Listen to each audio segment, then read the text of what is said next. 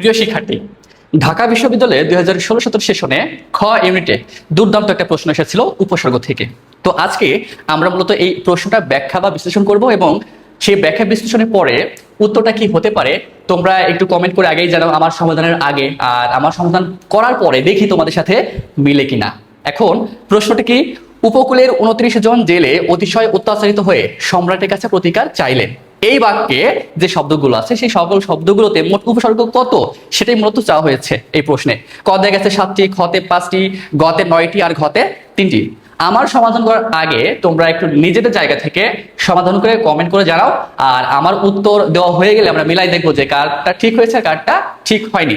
চলো দেখো, এখানে এই যে জন, জেলে একটা বিশেষ্য পদ, এরপরে হয়ে একটা অসমাপিকা ক্রিয়া, কাছে একটা অনুসর্গ, কাছে কি একটা অনুসর্গ, আর এই চাইলেন একটা সমাপিকা ক্রিয়া, চাইলেন কি একটা সমাপিকা ক্রিয়া। এই পদগুলোতে কোনো উপসর্গ নেই। এখন দেখো উপসর্গ আছে কোন কোন শব্দগুলোতে। উপকূল এই শব্দে আছে 29, এখানে আছে অতিশয়, এখানে আছে অত্যাচারিত, এখানে আছে সম্রাট এই শব্দে আছে, প্রতিকার এই শব্দে আছে। এখন এই শব্দগুলোতে আমরা ভেঙে দেখবো যে আসলে কয়টা এক বা একাধিক উপসর্গ থাকতে পারে, তারপরে আমরা কাউন্ট করব, গণনা করব যে মোট কতগুলো। চলো একটু ব্যাখ্যা করি। প্রথম শব্দটা হচ্ছে উপকূল। প্রথম শব্দটা কি? উপকূল। আমরা জানি যে উপসর্গ হচ্ছে মূল শব্দের পূর্বে বসে নতুন শব্দ তৈরি করে। তাহলে দেখো এখানে এই কুলটা হচ্ছে মূল শব্দ, আর কুলের আগে উপটা হচ্ছে একটা উপসর্গ। তাহলে এই শব্দটাকে যদি আমরা ভাঙি কি পদ হচ্ছে? উপযোগ কুল, উপযোগ কুল। তাহলে এখানে এই উপটা হচ্ছে একটা উপসর্গ। এরপরে কি আছে? 29। এই 29 শব্দের অর্থ হচ্ছে এক কম। তাহলে 29 মানে কি? 30-এর এক কম। 49 মানে কি? 50-এর এক কম। তাহলে এইটাকে ভাঙলে কি হয়? 29 যোগ 30, 29 যোগ 30। তাহলে 29টা মূল শব্দ, তাহলে 30টা মূল শব্দ, আর এই পূর্বে 29টা হচ্ছে একটা উপসর্গ। এরপরে কি আছে? অতিশয়। এরপরে কি আছে? অতিশয়। এই শব্দটাকে যদি আমরা ব্যবস্থিত করি তাহলে শুরুতেই আমরা পাবো অতি। শুরুতে কি পাবো? অতি যোগ শয়। শয়টা হচ্ছে মূল শব্দ, আর এই মূল শব্দের পূর্বে অতি একটা উপসর্গ। এরপরে দেখো অত্যাচারিত। কি? অত্যাচারিত, অত্যাচারিত। এই শব্দটাকে যদি আমরা ভাঙি তাহলে পাওয়া যায় অতি যোগ আ যোগ চারিত, চারিত। তাহলে অত্যাচারিত এই শব্দটাকে যদি আমরা ব্যবস্থিত করি তাহলে দুইটা উপসর্গ পাওয়া যায়। এই যে অতি যোগ আ, অত্যা, অতি যোগ আ, অত্যা। যেমন আমরা ব্যাকরণ শব্দ যদি ভাঙি তাহলে কি হয় দেখো, বি যোগ আ যোগ কিটা একটা ক্রিয়া মূল বা ধাতু যোগ অন।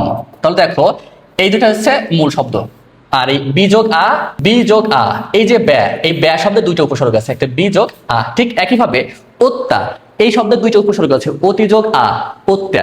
ঠিক আছে। এরপরে আর কি আছে? সম্রাট। আর কি আছে?